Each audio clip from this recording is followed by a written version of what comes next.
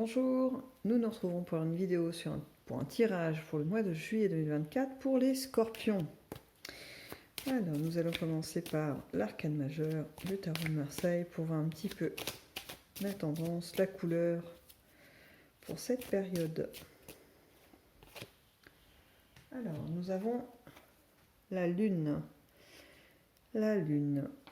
Est-ce qu'il y aurait des choses qui se seraient un peu cachées ou vous auriez caché, amis scorpions? Est-ce qu'il y a des éléments qu'en ce moment vous taisez un peu pour ne peut-être pas créer de remue-ménage, de petites tempêtes autour de vous? Est-ce qu'il y a on pourrait dire des choses que vous faites que vous estimez de l'ordre de votre vie très privée et que voilà, vous n'en faites pas part à n'importe qui, voire à personne, qui sont de l'ordre peut-être même d'un peu du secret? Voilà, on a un peu cette idée-là qui se dégage en tout cas pour le mois de juillet de, je dirais, d'un raisonnement, de se dire on ne peut pas dire tout à tout le monde. Quelque chose de cet ordre-là. On va voir maintenant la colonne de l'affectif pour vous. Alors, on retrouve la grande prêtresse. Hop. Suivi de la roue de fortune. Et le cavalier d'épée. Eh bien, on retrouve l'idée que je viens d'énoncer, c'est-à-dire qu'on garde des choses un peu secrètes avec notre grande prêtresse qui, vous voyez, se dissimule une partie de son corps derrière ce rideau parce qu'on ne veut pas attiser les flammes ou les conflits. Vous n'êtes pas dans une dynamique de partir batailler. Vous savez, vous avez compris qu'en fait certains thèmes, certains sujets pouvait amener des débats assez houleux et pouvait créer quelques conflits autour de vous. Et ça, c'est pas quelque chose qui vous met à l'aise déjà de manière générale, on va dire. Mais là, dans cette période de juillet, vous n'avez pas envie. En fait, c'est vraiment une envie de sérénité qu'on ressent là, qui se dégage un petit peu de cette colonne, l'envie de légèreté dans ce que vous faites, vous voyez, une envie de se distraire, de pouvoir être détendu, de ne pas cumuler un nouveau terrain de tension lié à un nouveau terrain de bataille, vous voyez. On a cette idée-là. On a l'idée, j'essaie de voir pour les couples ou les célibataires, pour voir s'il y a quelque chose au niveau amoureux qui se dégage de tout ça.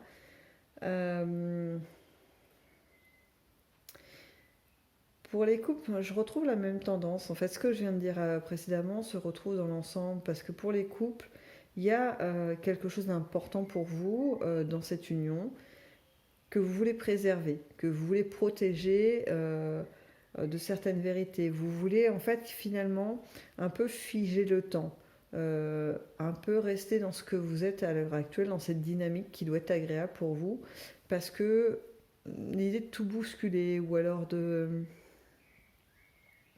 devoir mettre des choses peut-être un peu plus de façon claire. Vous voyez, ça, pour vous, ça n'a pas d'utilité pendant le mois de juillet. C'est pas quelque chose que vous allez rechercher. Vous n'êtes pas vraiment dans la combativité. Pour les célibataires, j'ai une sensation de pas, pareil, de pas être dans une démarche finalement d'aller vers l'autre. On est dans une retenue. Voilà, je dirais qu'au niveau émotionnel, vous êtes dans une retenue générale on ne dit pas tout ce qu'on pense, on met de côté certaines choses pour, voilà, des choses qu'on peut faire ou qu'on peut penser pour ne pas vexer les autres ou bousculer l'équilibre qu'on a réussi à installer dans sa vie. Et un désir de profiter finalement de la stabilité qui peut être là pour vous. On va passer aux activités et aux professionnels. On commence par un 9 de coupe, suivi d'un magicien et de l'impératrice. Alors je dirais qu'au niveau de vos activités, de vos projets professionnels ou autres, voilà, là-dessus par contre vous investissez énormément de votre temps. Il y a des résultats très probants, c'est-à-dire que ce que vous mettez en place, ça fonctionne. Les gens autour sont ravis. Il y a vraiment un effet positif quasi immédiat. C'est-à-dire qu'en fait, même au niveau professionnel, quand vous menez un projet ou que vous réalisez une action ou peu importe, le résultat est que ça fonctionne et que c'est reconnu par vos collègues, votre entourage. Vous voyez, on a ce résultat finalement je dirais pas une admiration, mais en tout cas, on vous regarde en se disant, bah, c'est quelqu'un qui a une maîtrise, un savoir-faire, quelque chose d'assez remarquable, et on vous place un petit peu au-dessus des autres. On vous voit comme quelqu'un, je le replace après dans le domaine de l'activité, capable d'organiser des événements, capable d'organiser des rencontres, qu'elles soient entre amis, entre familles, etc. Vous êtes capable de monter des projets. Et ces projets-là sont presque à coup sûr des réussites totales. Et du coup, ouais, vous devenez un peu comme une référence pour les autres. Et puis, bah, pour vous-même aussi, hein, c'est toujours appréciable de voir que l'énergie et l'investissement qu'on a mis pour la réalisation de toutes ces choses, bah, ça aboutit sur un résultat plus que positif. Donc plutôt très très bien. Et le mois de juillet, du coup, va être sur la même note, cette note de réalisation positive et très satisfaisante. On passe maintenant aux inattendus. On a un roi d'épée, suivi d'un empereur et d'un 5 de bâton. Dans les inattendus, eh bien, il semblerait qu'il y ait un personnage, peut-être deux, qui va commencer à avoir une forme de jalousie par rapport à vous. Quelqu'un que vous appréciez pas spécialement. C'est-à-dire que c'est quelqu'un, vous savez qu'il est dans votre environnement, mais c'est pas quelqu'un que vous aimez côtoyer, et puis à la limite vous vous en tenez un petit peu à distance. Hein. Il n'est pas du tout au diapason avec vos valeurs, votre façon de voir les choses, de vivre tout simplement. C'est quelqu'un qui semble un peu diamétralement opposé à vous. Si par exemple vous avez le sens de la famille, bah, c'est une personne qui va être extrêmement égoïste et penser d'abord à elle en premier lieu avant de partager avec les autres. Si vous êtes quelqu'un qui pouvez vous investir justement dans des projets ou quoi ou qu'est-ce, bah là c'est quelqu'un qui a plutôt tendance à se reposer sur les autres et peut-être profiter vous savez, de la gloire de la réalisation des choses, sans avoir fait beaucoup d'efforts pour que ça se mette en place. Un personnage pas très agréable, hein, somme toute. Hein. Eh bien, ce personnage va tenter de vous nuire. Mais alors, ce ne sera pas des attaques directes, hein, parce que je pense qu'on a quand même affaire à quelqu'un de pas très recommandable, hein, vraiment. Mais ça va être sous forme de colportage, vous voyez. Cette personne va peut-être dire, bah oui, mais quand même, tu te rends compte, elle a fait ça, sans parler à un tel, et puis d'autre côté, bah après, elle invite une autre personne. Vous voyez, des espèces de commérages pour nuire à votre image, finalement, qui est extrêmement honnête et droite avec les gens.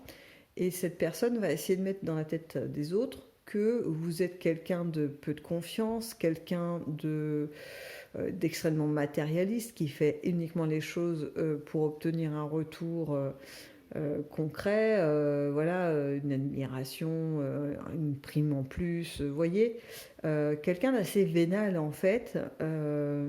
Or, vous n'êtes pas dans cette dynamique.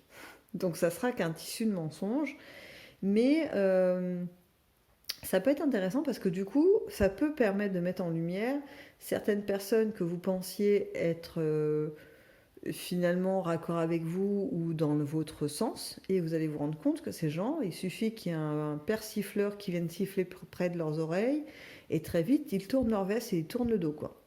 Donc ça peut vous permettre de faire un petit peu de ménage autour de vous, et puis surtout de voir les gens qui sont fiables aussi, parce que ce persifleur aura beau leur raconter tout ce qu'il veut, ou tout ce qu'elle veut, il n'y aura aucun impact. Ces gens, au contraire, vont se solidariser autour de vous et faire bloc pour dire mais qu'est-ce que tu racontes Monsieur Untel, il est comme ça, il n'est pas du tout comme tu racontes, ou Madame Machin, elle n'est pas comme tu dis, c'est quelqu'un de fiable, au contraire, qui m'a aidé quand moi j'étais en difficulté, etc. Vous voyez, vous allez pouvoir reconnaître ainsi très facilement les gens en qui vous pourrez avoir toute confiance, quoi. Donc, voilà, c'est un peu mitigé entre les deux, cette action de ce personnage un peu versatile, mais quelque part, il va être le petit coup de pouce, ou elle va être le petit coup de pouce qui va vous permettre de confirmer certains soupçons, entre guillemets, que vous pouviez avoir sur des personnes autour de vous qui par exemple, là, auraient pu être capables de vous, voilà, vous complimenter à n'en plus finir, et au final, ce sont des gens qui ne sont pas très fiables. On va voir si on a des éléments supplémentaires pour vous au mois de juillet, avec l'oracle des météores. Donc pour les scorpions. Mois de juillet.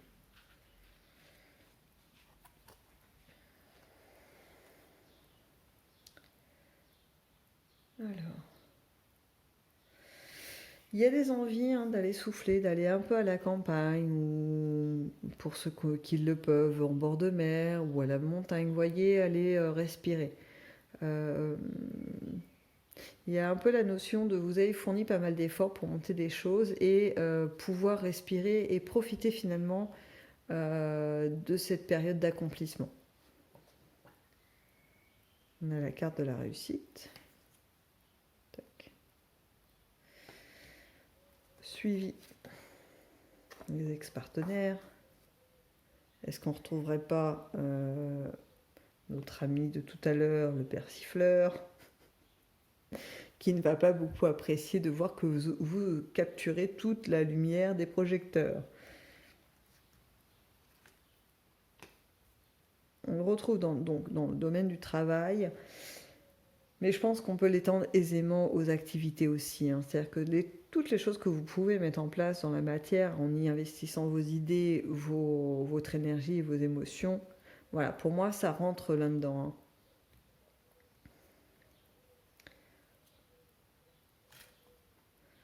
Hop, et le pardon. Alors ce pardon, il n'est pas pour mon petit persifleur là, parce que bon, quelque part, il mérite même pas votre attention, ce personnage, parce qu'il est vraiment insignifiant dans votre vie. C'est juste un passage qu'il fait, et puis il disparaîtra très vite de votre environnement. Je pense que le pardon, il est plus pour vous-même. Peut-être que à un moment donné, vous avez nourri peut-être des pensées ou des choses vis-à-vis de ce personnage, ou par rapport aux personnes en qui vous pensiez pouvoir avoir confiance et qui finalement ont retourné leur veste suite aux belles paroles de cet individu.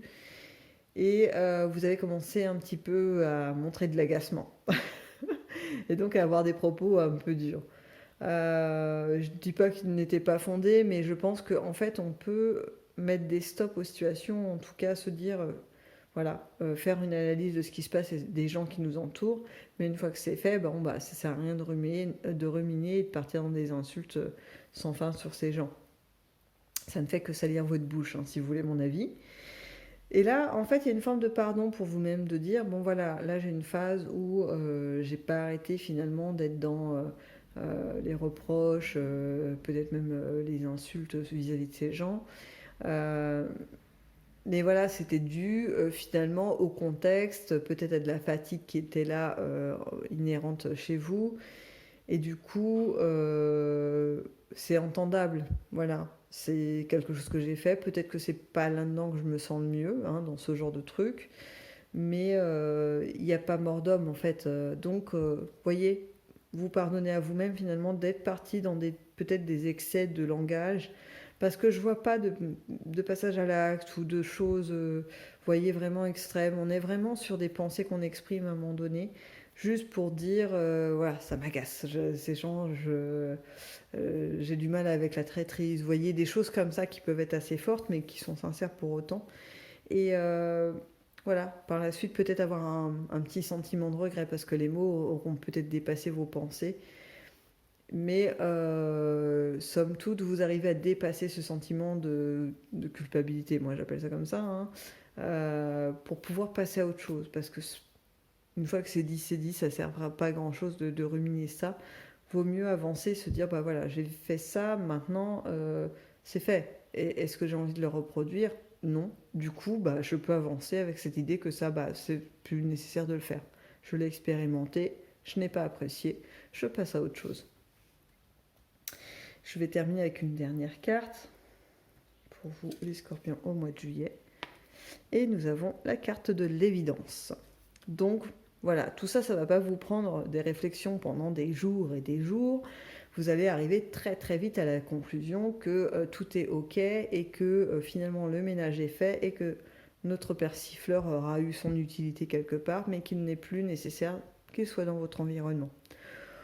Donc c'est plutôt une très bonne chose pour cette période du mois de juillet pour vous les scorpions. Je vais donc vous laisser sur ces mots et sur ce tirage. Et je vous dis donc à dans une prochaine vidéo.